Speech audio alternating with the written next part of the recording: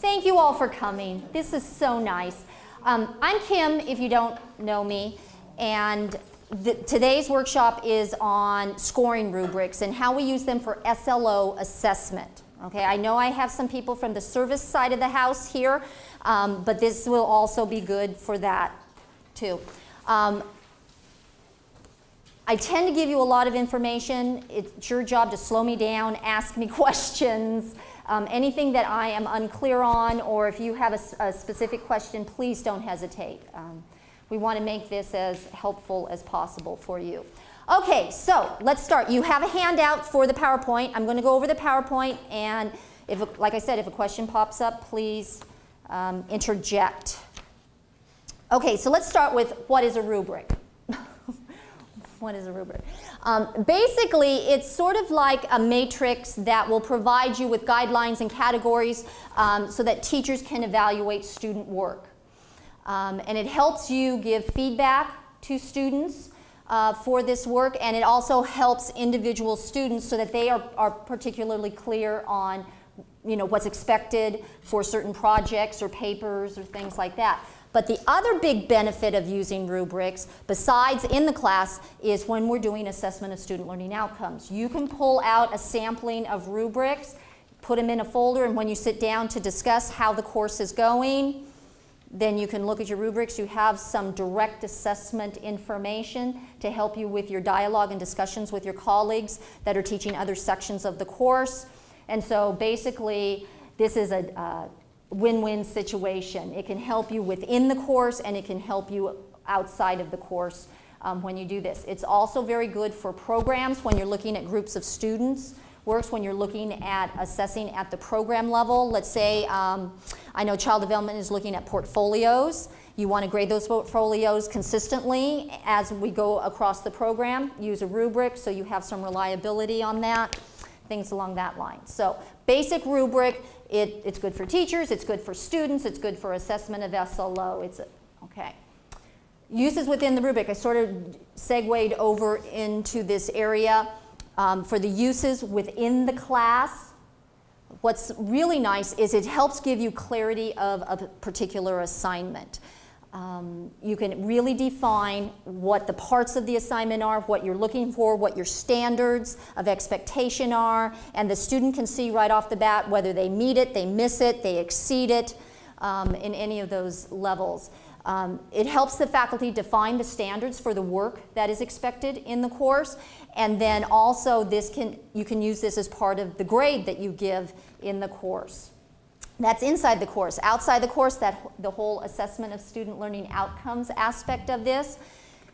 One of the things when you are teaching a course and you have multiple instructors teaching different sections of the course, you're all teaching to the same course outline of record, theoretically, so that if you are using similar assignments, but you want certain core elements you want to be looking at the same way, same thing, so that when you do assessment of student learning outcomes, you can talk apples to apples when you're doing this.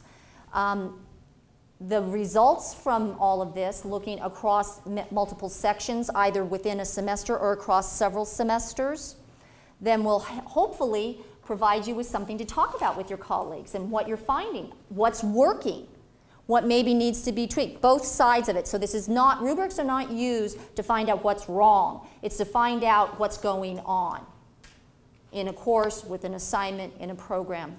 So it's a little bit broader than that.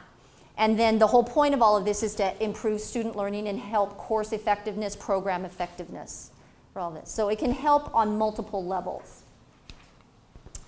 Benefits, here again, instructors can use this as a tool for consistent evaluation.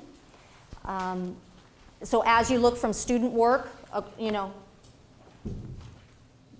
within an assignment, across multiple assignments, that would be good. What's also nice for instructors is you can use this for a variety of different types of assignments, both product and performance assignments.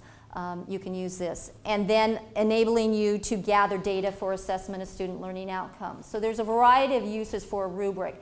Hopefully, I'm going to try to sell you on using this for assessment of student learning outcomes. But I also think there is great value for using it just within the course and establishing standards and consistency within a course and across multiple sections of a course. So we'll take you for whatever you can. Now, there are also benefits to students when an instructor chooses to use a rubric or department faculty chooses to use a rubric. It really lays out the expectations for the students, both in what are the parts of the assignment and what the standard levels are, the evaluative standard levels for quality and all. And the more information we can give the student up front, the clearer they will be about the assignment.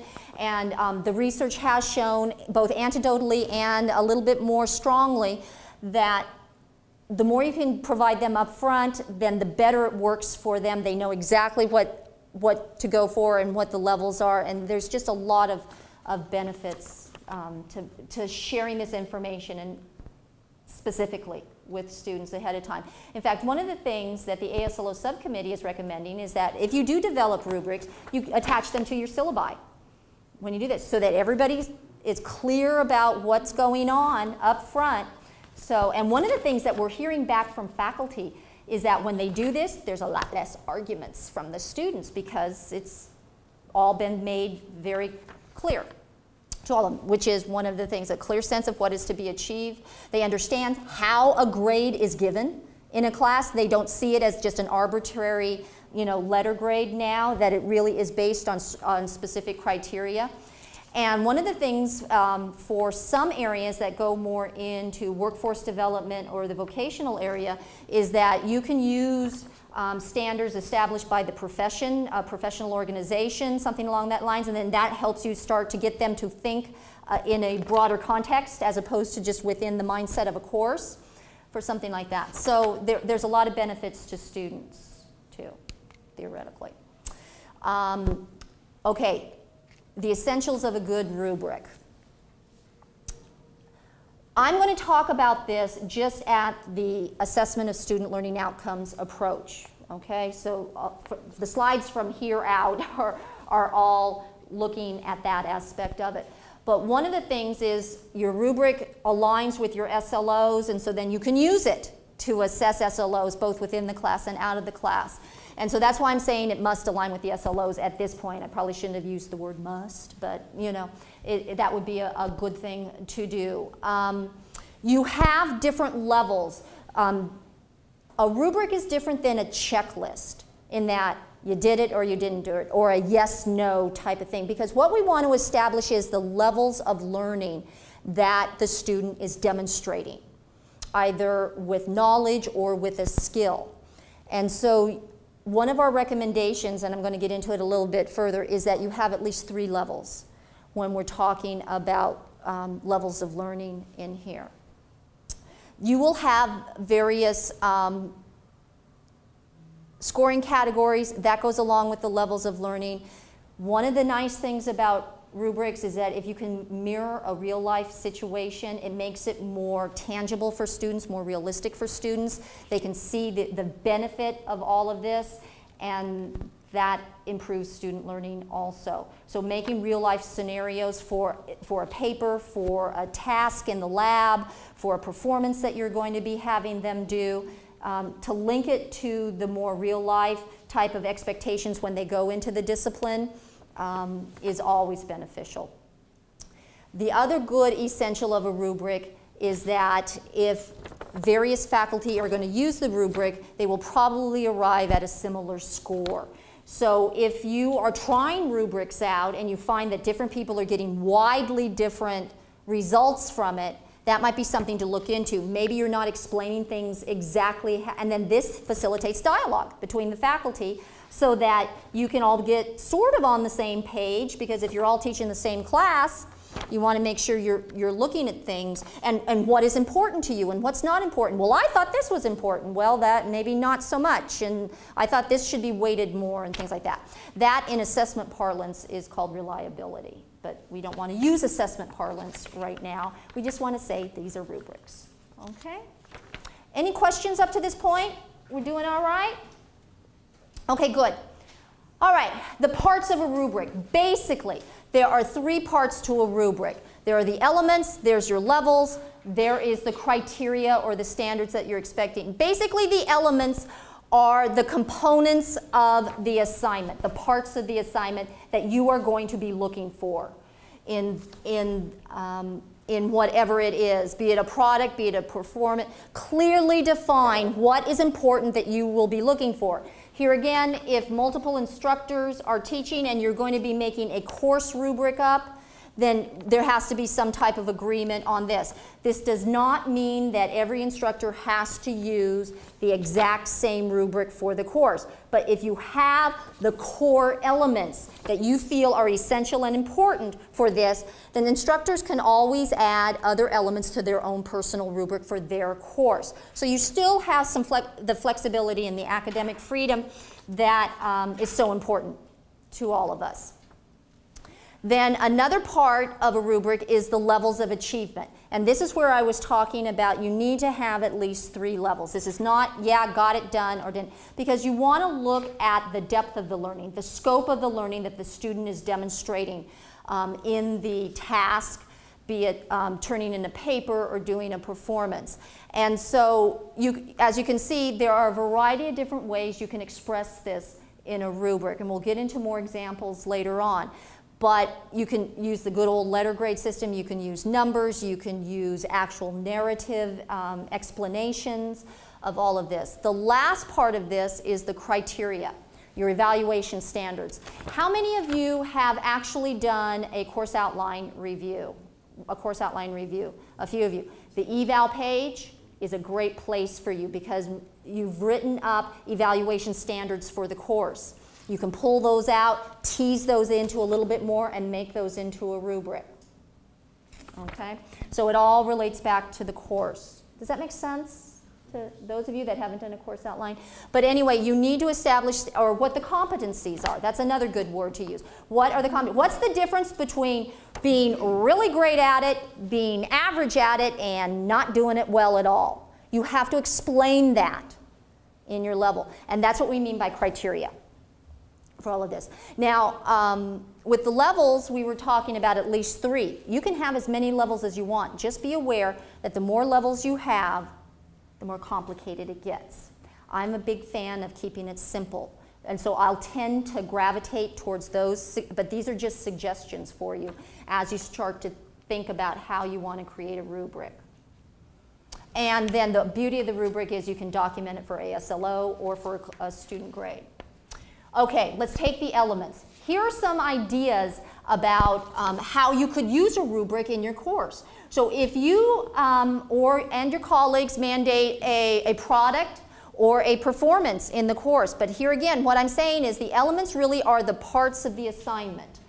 And so then you're going to have to list what the main parts of that assignment are and what are the most essential parts. You do not list every little dirty detail in all of this, but the most essential, important parts of the assignment that you would be looking for in all of this, okay? So here again, what are the elements in a speech or in a dance that they would be looking for? Here again, if you look at the course outline of record on the evaluation page and the assignment page, sometimes that information is already there and can spark you as you are starting to develop your rubric and will help you with conversations with your faculty.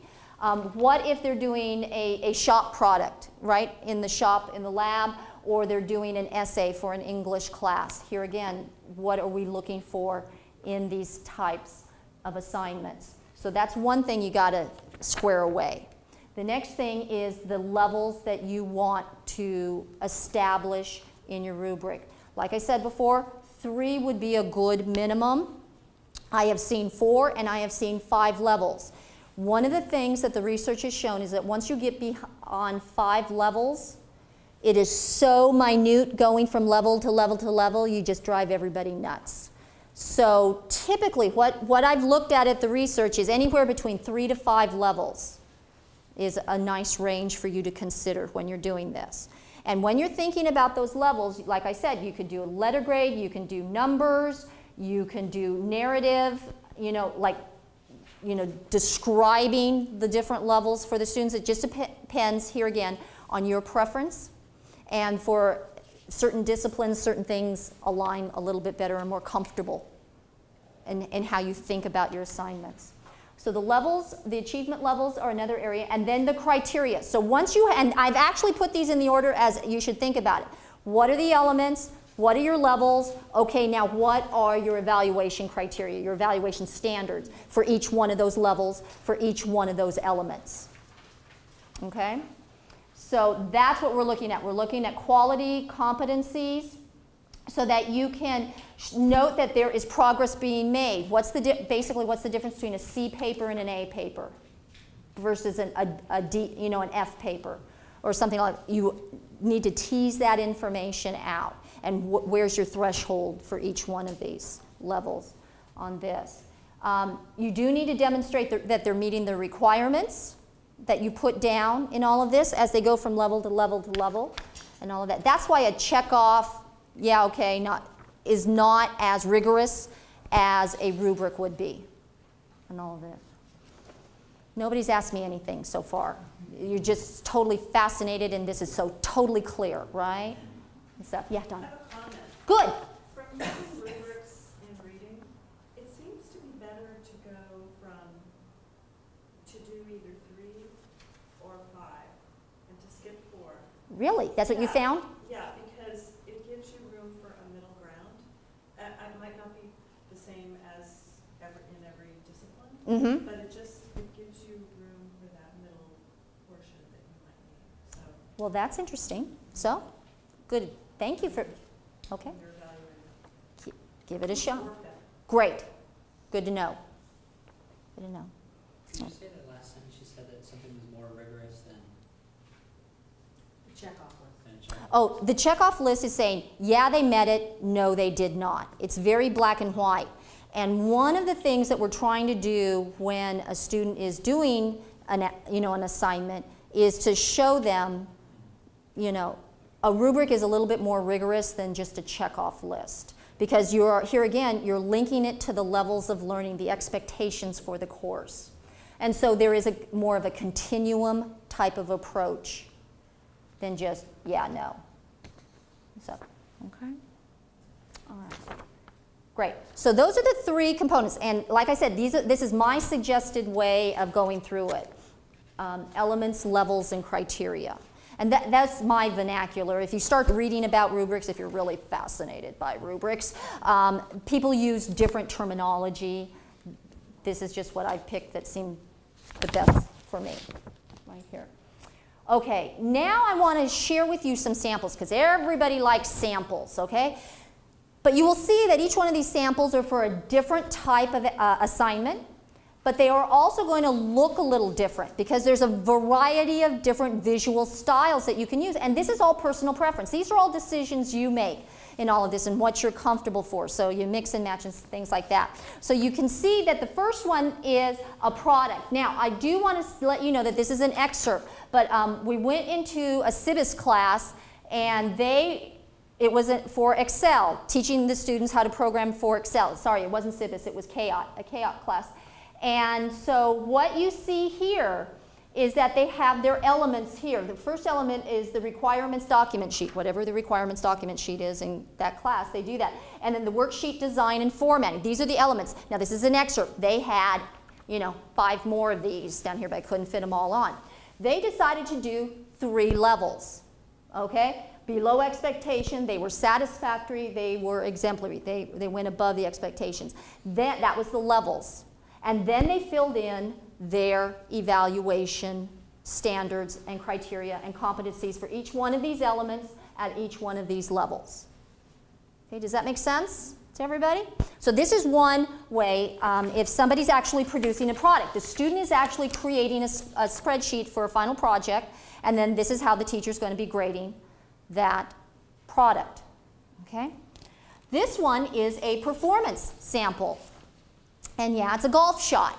And so here again, you can see that there are certain elements. It's a 3-level rubric, and then they're looking at it, but they would be actually in the lab, so to speak, looking at and grading the student as they perform. Something along the lines of a speech, and when they're doing music, and they're performing in the class, for the instructor, things along these lines. Now, I will tell you, this is a golf bunker shot, which is a very, very, very specific performance. You may find that you may not want to make a rubric for very, very specific performances because you will then end up making 150 rubrics for every class. And one of the basic tenets of assessment of student learning outcome is to make it manageable. And that would not be manageable in my opinion, my humble opinion. If you have listened to anything that we've all been saying for the last year about ASLOs, we have the 3 M's, right? It's meaningful, it's measurable, and it's manageable. The 3 M's. Meaningful, measurable, manageable.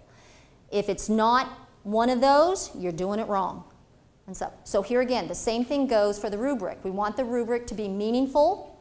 We want it to measure what you want it to measure to help with the analysis of all of this. And we want it to be manageable too. So there's a happy middle ground somewhere that I think we might be able to find. I will tell you that looking at the course assessment plans that have been submitted, I've been seeing a lot of faculty put in course rubric, a standard course rubric. And so they make a broad assessment for the variety of assignments that would be given in a particular class, and then they'd be using the same rubric for all of those assignments. I've seen much more, I've seen much more specific, either way. But here again, this is a faculty-driven process. This is faculty's choice in all this, collaborative, okay, across. Now, of course, if you're a one-man show, one-woman show, your life just got a whole lot easier with all of this, unless you want to argue with yourself, but other than that. Okay, here's another example of one for an essay exam. But you can see that this is a great example, A, B, C, D, E, F, as opposed to a numeric example. Now, what they did in this one is they put the standards and the levels all within the narrative. Right here, all the information is there, it's just not in a little chart. It's more in the narrative format. Some people really like this approach. Makes better sense to them. Yeah, I know. So, English teachers love this approach. They love it. And so, yeah, which is fine. That's great. Whatever works, okay? That's why there's a lot of flexibility in this. This one is a numeric. They do 4 levels, but they have put the standards and the elements all together. It's just a different way to combine them up for this one. So it just depends on what makes sense for your discipline, your course, your approach, the culture of your department, and all that. And you don't have to do all your rubrics one way. Certain things might lend themselves to a certain format or style. You might have a 3-level rubric for, you know, certain things over here, but then you want to go to a 5-level for something more, for the more advanced courses, you know, or something. These are your decisions on all of this based on your professional expertise. This. Okay. Any questions? So, no? Yeah. What does research tell you about what should go first, whether it's the lower level or the highest level? Okay, I did read something about that. And they tend to want you to start at the lower level and then work up. Now, they didn't do it this way, but they tend to want to start at the low level and then build up. Just because it seems to be more natural for the human brain to grasp the information that way. They've actually done research on that, can you imagine? But they have, so. It also seems to me that you want them to do best, so you put the best first. Interesting, isn't that interesting? And you know what? Psychologically, if you want to do it that way, knock yourself out. Because there is some logic to that. There's some logic. The information that I based this on was based on how you approach surveys and Likert scales. In surveys, you always want to start low and go high for all of this. And that's really about the only thing that we've extrapolated for here. But yeah, I think you can mix and match it any way you want to do it. Here again, you're always thinking. You're always thinking. Okay? No? You sure? Okay, here's another example. Here again, this is another excerpt. And this was from a final exam in an English 1 class. And like I said, it's an excerpt because you can see they have criteria. They've just put everything in each, the level, the element, the standards in each one of these sections. You can see we're skipping down to I, and they had a whole bunch more on this one too. So this is not it by any stretch, but here again, it's a different approach, but all the 3 pieces are there, the elements, the levels, and the criteria. They're just reconfigured a little bit differently. But in all of these examples, all the information is there for teachers and students to use. Okay? Isn't this one just showing one level of excellence? No, it's not. They're responding to the, wait a minute, give me a second now, because I haven't looked at this in a while. Show understanding of the reading, the paper simply restates the content. Okay, you can see that when you go within here, there are several things that they need to be looking for. And they need to get all of it, but if they don't get all of it, then they just cross. I think what they did is they circle or they cross. This is not pass, no pass, because there are multiple things in each one responding to the writing task. There are multiple things in how they respond to the writing task. So they may have done at least 400 words long, but you can see they didn't demonstrate an understanding of the actual reading. They didn't respond to the actual reading. Or they're just restating the content. They're less than 400 words, you know. So there's multiple things to be able to check off in each one of these areas. This is a little bit more complicated to do it this way. It's not as clear and easy to tease out as you can see for all of this. Yeah? And I agree with that because I do something similar to that and it's like, okay, well they did this part, but they didn't do this part, so how do I evaluate? Do I give them 1, 3, 4, you know, whatever. Exactly. So I find that way to be a little cumbersome. Okay. It's almost like you respond to the writing task. You take what's the best, you know, what would be the best response to the task, and then what would it look like if it was the best, and then go down from there to gradiate it from very good to I don't know. Yeah, no, that's true. This is, like you said, it's more cumbersome and it's more, and when you put everything in one basket, it's just harder to use that way for some people. But some people do like this because they like to look at it more holistic way, that way. So here again. But this was to demonstrate that you have choices in all of this. Okay. Okay, let's recap. Why do we want to use a rubric? Okay, it can be used for evaluation both in and out of the class. So I like the idea of 2 for the price of 1. I think that's always good. The ASLO subcommittee has been preaching to use course-embedded assessments for the outcomes assessment process. So if you're already using an assignment, and maybe you haven't used a rubric up to this point, everybody gets on board, they figure out the assignments that they're using, and they use a common rubric for all of this. You're not changing that much up. This is not anything you're adding to by doing assessment of student learning outcomes. You're just using what you're already using. We're just refining it a little bit to pull out the assessment evidence that we want to look for courses. Here, same thing with programs like that. Let's see, you can read all of that. It assists. I'm really a big fan of assisting students. I think that having something in writing that is very concrete and clear for students, the more we can do that, the better we all are off. And then, like I said before, if you can put it in the syllabi right up front so everybody's clear from day 1, go over it, show them what it's up, it's just a very good thing. Because it can be used for such a variety of assignments, rubrics tend to be a very nice assessment tool to use, and that's why it's one of the recommendations that the ASLO subcommittee is making for assessment of student learning outcomes at the course level, along with capstone and pre and post test. We get the biggest bang for your buck, so to speak, with these type of assessment tools. And then the flexibility with the design so that you can, disciplined faculty can really, you know, meld it to the way your culture works, your department culture works and all of that. Can you change these? Like, So you make one and it doesn't seem to be working. You bet you can change these. Yeah, absolutely.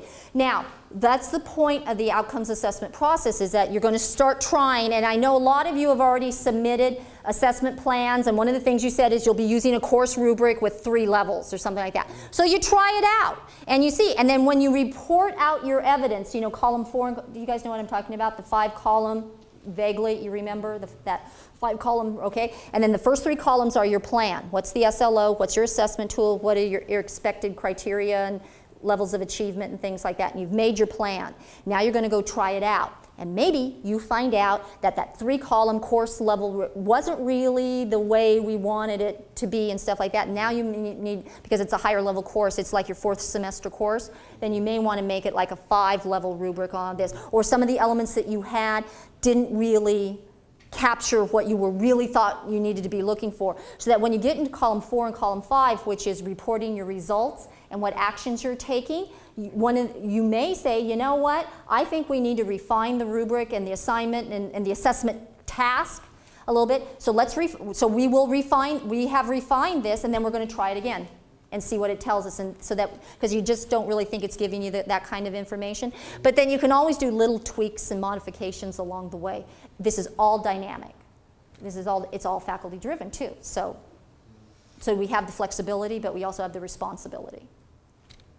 So if we're in the midst of our, collecting the data and all that kind of thing, and we haven't gotten to the reporting stage yet, I'm already seeing that there's a rubric that I'm using that needs to be tweaked. Good for you. But we don't wait until that stage. We just go ahead and, because it's almost like, well, I'm already evaluating.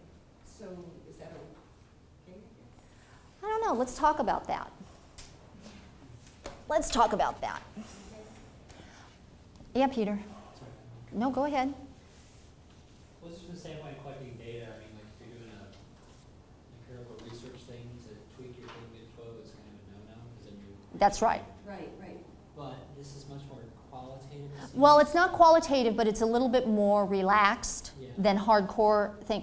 One of the things I think would be really good to approach this way would be, I think if you're already seeing your assessment tool is not functioning the way that you anticipated it, that you actually report out that little piece in column 4 and then 5. And but you still keep on your same assessment timeline that you're talking about. That you report out just that one aspect. That one aspect, so that we can capture that you are changing the rubric. If you really feel it's necessary that before the end of this assessment cycle that you have to change this rubric because it really is flawed, then why don't you go ahead and report out column 4. You want to see all of this? You want the visual? Or do you know what do you know what I'm talking about? Huh? We're good. We're good. Okay. So we have the 5 columns. In column 4, you have results, key findings, and conclusions. Well, you won't have any results right yet, but you have already come up with a key finding and you've drawn a conclusion. And then in column 5 is actions taken and your reevaluation date. So the action that you took was the faculty agreed to refine the rubric but still keep within the assessment cycle. And that you feel that by refining it, you still can take the evidence and put it all together and come up with a finding. Okay? That's what you're saying. And this is your call on all of this. And then your reevaluation date can be just the same, and you just keep rolling. You can do that, because I'm the practical one, so I want to keep it all rolling in all of this. You can do that. If it is just a minor tweak, maybe you can get away with continuing to do this until it's due. And here again, if the course is due within a year, it might not be worth the effort right now to do it, and then you'll take care of it then. If it's due 4 years from now, maybe you need to go to column 4 and column 5 and do the change because you're going to, So there are some other factors to consider when you're looking at this. It's a really important thing, because that's what I guess I meant by qualitative, that even though we're collecting data and we're analyzing and doing statistics, it's very, the word qualitative data even, because the whole point is to affect our classroom experience. So Right, and make it meaningful. I'm not going to wait to make my classroom experience better just because then I got, you know, the tail's wagging the dog. Right, but we just want to capture that decision that you made. And then so we can put a really quick little statement in column 4 and column 5. We have now SLO officers, and then you can give them that. They can upload it in there and capture that decision that the faculty made. Go back, and then you decide whether you want to start a brand new assessment cycle at that point. You know, if it's really extensive, like if you're doing a final project, see here again, it depends on what it is, but if you're doing a final project in a course that covers 3 out of the 4 SLOs, and your assessment tool is flawed, that's huge. As opposed to this is just for one SLO and it's going to be due next year. So you got to use, here's the word, common sense. You know what? And don't you hate it when people say that? Just, you know, and so that's what I'm going to say. It depends. It depends on all of that.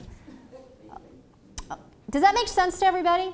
And these are the kind of discussions you'll have. And I will suspect, because we're getting SLO assessment up and running at a pretty good clip right now, that we're going to find out about this a lot. I've already talked to some of the math faculty, and they found out that some of the questions that they put in their test banks, not so much and stuff, so they have to go back. But let's capture that because you're doing that's what outcomes assessment is. You're dialoguing, you're capturing some pieces of information, you're to improve in all of it, and it may be the assessment tool needs to be refined for us to be able to go. And that's a perfectly good result and action taken. That's fine for right now. Eventually, though, we're going to get good at this, and then pretty much everything's going to stabilize once we get through the growing pains of all of this. And then we're like that in the perfect world in all of this. Take your word for it. Yeah. No, we can't. Okay, you know, okay, some of you have done course outline reviews, right? Remember the first time you did it, it was horrible and you didn't like it at all? Okay, I know, and all that. But now it's not so bad, right? You can sort of do it. It's not as bad as it was, right?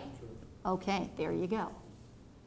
All right, that was my little pep talk right there. Now, you have another handout on with the slide handout that talks about scoring rubrics. So this goes into a lot more information, so you can take this away from you. This is also up on the Outcomes website in case you want an electronic version of this to share with friends and family for all of this. But basically this gives you a little bit more bulleted and numbered information about rubrics, basically what we went over with the PowerPoint.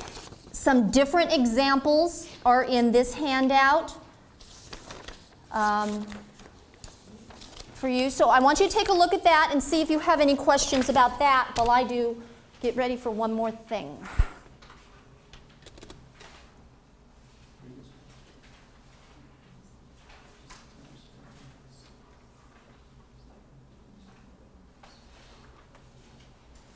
You know, there are a bazillion teaching sites on the internet with different. There are a bazillion. You're absolutely right. And let me draw you to one of the more important ones. Okay? We're doing this for assessment of student learning outcomes, outcomes assessment, whatever we call that. Do you know where the outcomes website is? Okay. We're faculty and staff, right? If you click on faculty and staff, you see down here it says faculty and staff resources. Scroll down. Let's see if you can find it. There you go, you found it. Outcome assessment, SLOs and SUOs. If you really want to, we've got the same thing over here too. We've got it plastered everywhere. Click here, and this takes you to the Long Beach City College Outcomes Assessment website. Your navigation pane is over here in the gray area. General information but for both the instructional side of the college and the service side of the college. Because our colleagues in the service sector are doing SUO assessment, service unit outcome assessment. Anita knows, Fred knows, Jerome knows, right? Grants knows. They've all talked about this, as well as the instructional side is doing SLO assessment. The service side can also do, just so you know, the service side can do SLO assessment, but the level of rigor, direct assessment of student learning. So if you're putting on a workshop and you want it to be an SLO and not just that it was helpful and efficient, for your center to do that, you can do that. Okay, but there is a different level of rigor for direct assessment versus indirect assessment. So I don't want you to think that you can ever do an SLO, that SLOs are just for courses. SLOs. Great. That's why I Not SUOs. We did SLOs like students. We have outcomes for students. Right, but we have two kinds of outcomes here at the college. SLOs, student learning outcomes, which requires direct assessment of student learning from either a course, a program, a workshop, or something like that, versus SUOs, service unit outcomes, which is looking for the efficiency of the service, the effectiveness, the accuracy of the service, compliance with laws, and there was another one. I can't remember off the top of my head. These are SLOs that measure student efficacy. Right. So that would be attached to well, we won't take a lot of time on this because it's a nightmare to assess. So we're going to have to go back and redo it. And that's all great. That's the process working. That is the process working. So anyway, we have our outcomes site, and we have an instructional and service side to the college. But if you go down right here, I'm going to scroll down a little bit. Here's the SLO part of the site.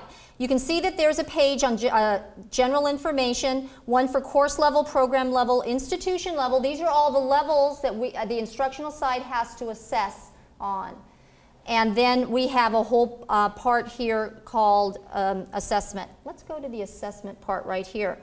You can see that we have rubrics, we have portfolios, and we have surveys listed right here. Let me scroll down just a little bit so that you can see it all. So, for example, what you just received today in your handout is this one right here. The scoring handout. We also have some more sample rubrics for you to use right here, and the PowerPoint that I just shared with you is right here. So you have all the information electronically right here. Now, as I scroll down, because rubrics are so fabulous, if you want to look, we have some rubrics that were developed here at Long Beach City College, but more so, we've got a lot of rubrics that we have. I can't even get it on the page. There's a lot of samples here. I'm not saying you have to use these verbatim, but you might want to use them as suggestions and build upon that. There's nothing that you have to start from scratch on for most of these things. So, see, Peter, look, orchestra performance test. Did you see that? Okay, around that. Okay, so we have rubrics here. Now, this is for courses, and these are for assignments at the courses. But we also have the social science program here has developed a rubric, and what they're going to do is they made a very broad rubric, and social science covers a variety of disciplines. So they're going to collect artifacts from geography, economics, philosophy, sociology, psychology, and then they're going to sit down as a team, and then they're going to look at all of these different papers that students are doing in different classes with their social science and see if it's a different level, it's a program level. Does that make sense to everybody? But it's a rubric.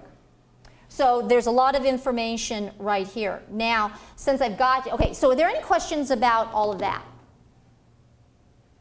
Okay, trying to sell you on rubrics. It's really a nice thing to have down and use and help you communicate with students, help students communicate. In fact, I've heard of a couple of faculty members is that they have students develop drafts of their papers or their projects, things like that, and they give them the rubric and they have them peer evaluate before they turn in their final project, like that.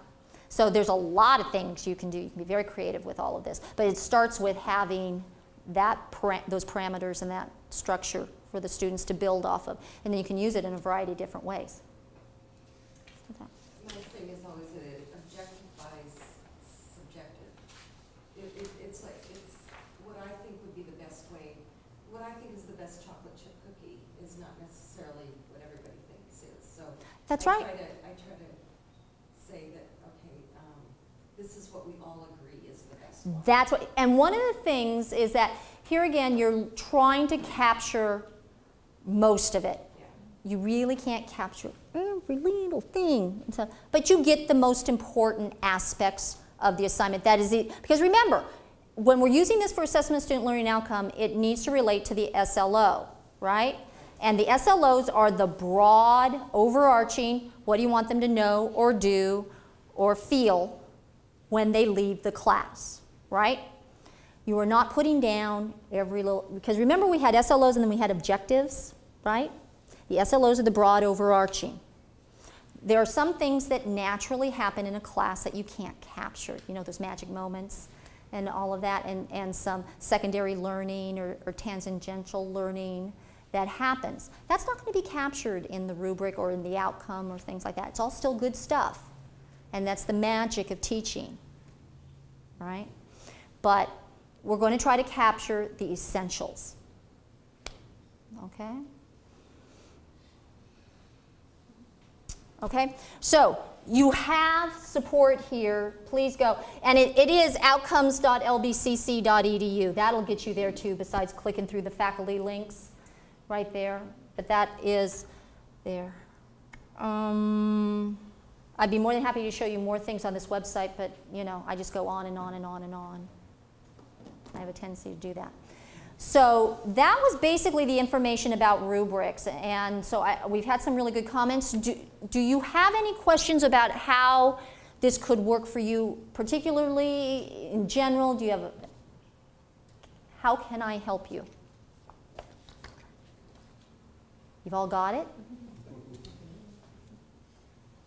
So let me be now the reality check in all of this. We have, so far, the vast majority of our courses have submitted assessment plans. And I suspect on most of those assessment plans, we've got rubrics identified. And that means if you're going to be collecting assessment evidence this fall, fall 10, you have to have those rubrics in place so that you can start the collection of evidence right now.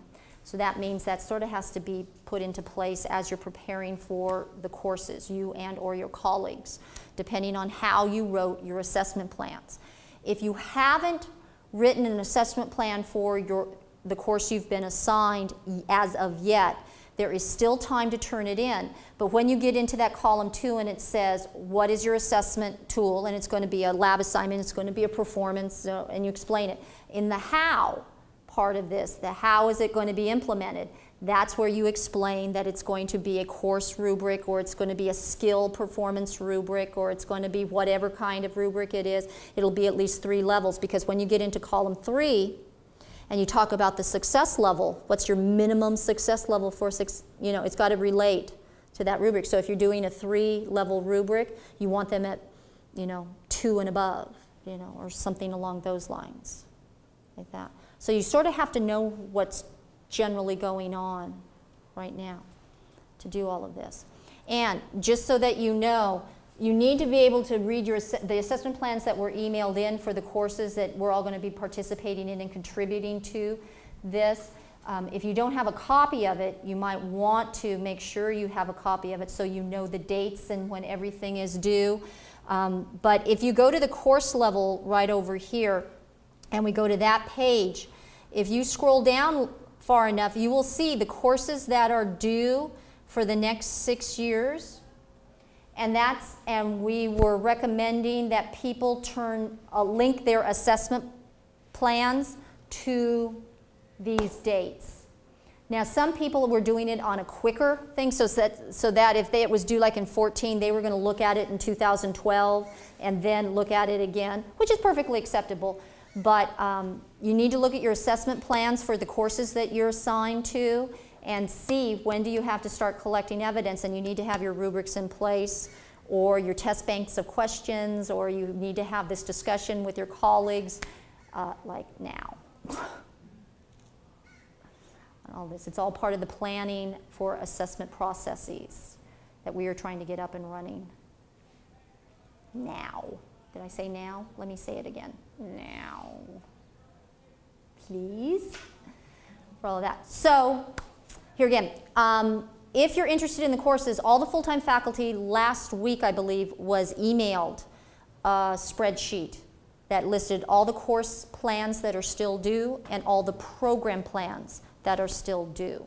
So you need to take a look at that. Peter, it came from the ASLO subcommittee. That's the from that you're looking for. And so that will give you the most recent update as to where you are in your department is in all of this. Who was it now?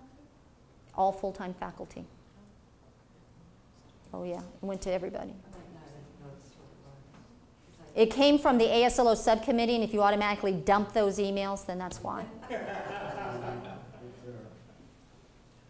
I know, and all that. But we gave you a spreadsheet, and one tab had all the courses that are still due, and one tab had all the programs that were still due, instructional programs that were still due. Okay?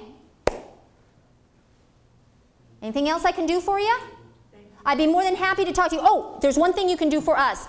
The last piece of paper that's in your packet is an evaluation of this workshop, because we always want to make this better for our colleagues. So if you wouldn't mind, please, taking a moment, and then as you leave, if you put it right by the sign-in sheet, we would really appreciate it. And if you want to talk to me one-on-one, I'd be more than happy to. So please feel free. Thank you all very much. Thank you. Sure.